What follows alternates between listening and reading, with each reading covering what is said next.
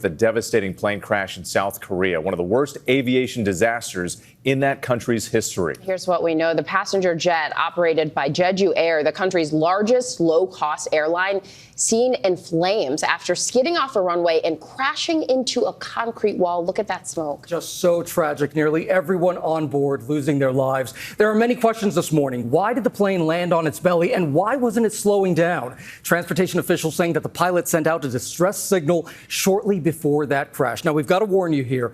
Some of the video you're about to watch is very difficult to see. Overnight, a terrifying passenger plane crash killing nearly 200 people in South Korea in one of the nation's worst air disasters. The Jeju Air Boeing 737 carrying 181 passengers and crew exploding into flames when it slammed into a wall after something went terribly wrong while landing at Muan International Airport. Smoke billowing into the air, cameras capturing these images near the crash site.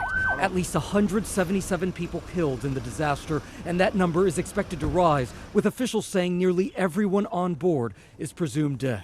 The families of the passengers on board gathering in an airport lounge distraught as fire officials read the names of the victims. Jeju Air's CEO expressing his deepest apology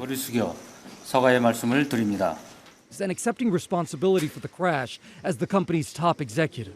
In the video, you can see that the 15-year-old jet landed without its landing gear deployed, the plane landing on its belly at a very high speed, then veering off the runway before slamming head-on into that concrete wall. The plane then bursting into flames, thick black smoke billowing into the air, debris scattered all over the ground. In the wreckage, only the plane's tail still recognizable. Local transportation officials saying before landing, the control tower issued a warning of a bird strike, and the pilot sent a distress signal immediately afterwards. Just a minute later, they say, the pilot issued a mayday and tried landing the plane. Emergency crews rescuing 2 crew members.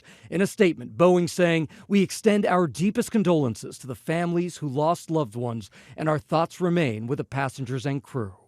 And there is still a lot that we don't know here, but we did learn that this particular plane had diverted to Seoul yesterday while on the way to Beijing, but it's unclear why it diverted. We also know that Jeju Air has a very strong safety record. As a South Korean low-cost carrier, there was just one other incident almost 2 decades ago when a plane overshot a runway. Only 6 people had minor injuries then. Joining us now is ABC News contributor and aviation analyst John Nance. John, thank you so much for being here this morning for this very disturbing story.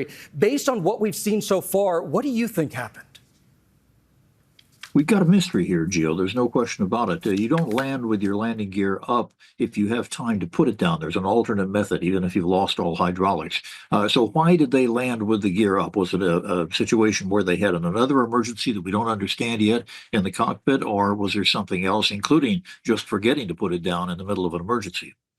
John, another thing that we notice here in this video is that the plane just isn't slowing down, even when it's landing on its belly. Some airports have those crush pads at the end of runways to slow them down. Is that something investigators are going to look at here?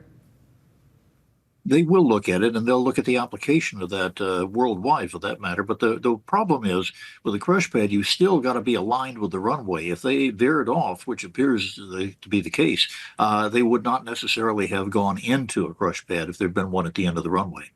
And John, something else that we've seen in this video, the plane hit that wall, and that's that very disturbing moment that we see that was captured there. It's very possible that the plane would have been fine if it hadn't hit that wall. Why is that wall even there? That's a good question. I don't know why it's there, and I don't know where it is in regard to the center line of the runway. You don't want anything in the way of the aircraft as you're coming down a runway. And if you're landing gear up, there's no training for us as pilots in terms of how long it's going to take, how much extra time if you're skidding. Of course, you also don't have any directional control at that point after you've dropped the speed maybe under 100 knots. So a lot of questions here, and some of them are extremely serious in terms of future. And we know that Boeing is actually sending investigators there, of course, because this is one of their planes. When you look at this and you look at Boeing and people look at other Boeing incidents earlier this year, is this something that you're going to be saying, well, wait a minute, maybe there's a problem with this particular jet, or no, because it's a 15-year-old jet? Well, first of all, the 737 is probably the most ubiquitous aircraft out there, along with the Airbus A320. I don't think there's anything that's indicated so far that might be a generic problem with the airplane. Very simple systems. But the thing is, until we know exactly what happened in those last few minutes, we really won't know the application. But I would be very surprised if there was anything that was a problem with this particular model aircraft. All right, aviation analyst and former pilot John Nance, thank you so much for joining us here on GMA, as always. Thank you. Janae? And Gio, the questions that you were asking, John said good questions, but all questions that we're all wondering, the context you're able to provide as transportation correspondent while talking to John, very helpful.